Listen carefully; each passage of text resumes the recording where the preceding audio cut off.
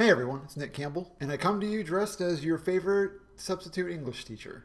So it's finally here. All that pent-up sexual frustration executed in a highfalutin bacchanal where no one even had time to find a bed before banging and jerking and squeezing. I'm gonna warn you now, I don't usually work blue, though I usually wear a lot of blue, but this episode is like an ocean of blue. So, NSFW, unless your work is in highfalutin bacchanals. Then we should just take in this laughable tragedy together.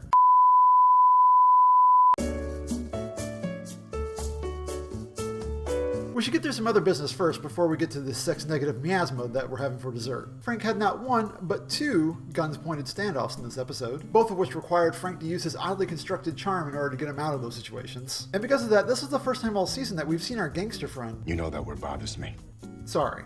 Pillar of the corrupt community, has used his archaic weirdness to achieve something, and it didn't feel like he stepped out of a film school dropout's homage to Howard Hawks. It turns out that his progressively comedic melodrama was building towards something, and it finally clicked into place 2 episodes before the end. Talking Ray down. Don't you fucking shoot me, Raymond. Making peace with a guy that he called the Cisco Kid. Well, sort of making peace. Consoling a grieving son. Maybe I was sleepy or hungry or something, but Frank's kooky rhetoric might be built for these moments where life splits. But Frank wasn't alone in finding himself. I will have every inch of your flesh removed with a cheese grater. Ray comes to terms with the fact that the way he is now, post-murder, post-massacre, post-understanding that he's a monster, See if I'm whistling Dixie. he's not fit for being a parent, especially when a supervised visit and a son who's really into Friends can send Ray over the edge into a tailspin of booze, coke, and model trashing. You win. I won't contest custody.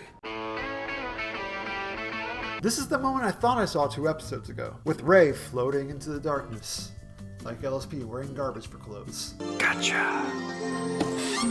But there's actual confirmation here with words instead of just actions, which is how the show works. And then there's Ani also making a breakthrough. In the beginning, you pin Ani's intolerance for sex work on her free-spirited family, and her wholesale rejection of that family's perspective. A burdensomely serious personality in this new age lifestyle that's just forever rebelling. But it turns out to be much deeper than that, and it's so tragic that it's almost silly. You're the prettiest little girl I've ever seen. The season has been an uninteresting desert, and viewers are thirsty. We are treated to a small amount of attention-sustaining stuff with the shootout, but there's been nothing as plentiful as this party. Let's just dive into this orgy head first, like so many of the participants did. I want to call it an oasis, but that would imply that there's some sense of relief. And this sequence is more like getting to the point where, yeah, there's a stream, but if you're expecting Eden, you're going to find nothing but more desert. Mind you, this is probably the set piece of the show. This is the thing the media knew about before the show even began. This is the thing that GQ asked actresses about in its puerile search for nudity. We can start with the women that were willed into the parties. Ani has a hard time fitting in with them, given her adverse reaction to MDMA. Serotonin and dopamine have never really figured into her personality, and her just general lack of enthusiasm. It'd be one thing if the show went out of its way to demonstrate that these were kept women, forced into sexual labor, but it doesn't. Other than Bezaridis and Vera, almost everyone else at the party seems excited and bubbly, even before the vaporized hits of Molly. The conflict is, even though these women are regarded as escorts and prostitutes, and that conventionally, prostitution is a life of trapped humanity, there are also, believe it or not, people that are voluntarily sex workers. Some people do it on purpose. And the stereotypical cachet of working women may not be enough to create the affect of a dire situation. What does, though, is a shrieking score from a 1940s noir. Okay, you gotta run, Come on, go. That's probably the most interesting thing about this scene. Not the promise of nudity fulfilled, or the sneaking around that's been lifted from any spy-themed TV show in the last 10 years, or the reveal that Ani experienced her own life split suffering sexual abuse. And I'm guessing her dad has some fault in there too. But with the soundtrack and the angles and the climaxes, the sequence is an homage to noir. Like if the producers of those movies had access to a socially accepted, ratings-agnostic avenue of production like HBO, this is what noir would be.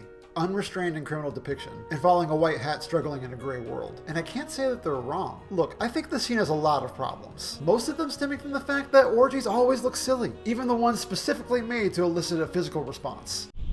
But in the context of this show, the sequence did carve out time for reveals in both plot and character. It was a mashup of sex, and violence, and drugs, and power, and excess. It's sexposition with a stabbing. And while a muscle car careening into the night under a full moon, with all their parcels safe, was the cheesiest this show's ever been. I wish I could say that this orgy was a complete bust. All angles considered, it was laughably tragic, both in the context of the show It had meaning. Oh, in case you were wondering what Paul found in himself in this episode, it's that Riggins can play defense. Thanks for watching.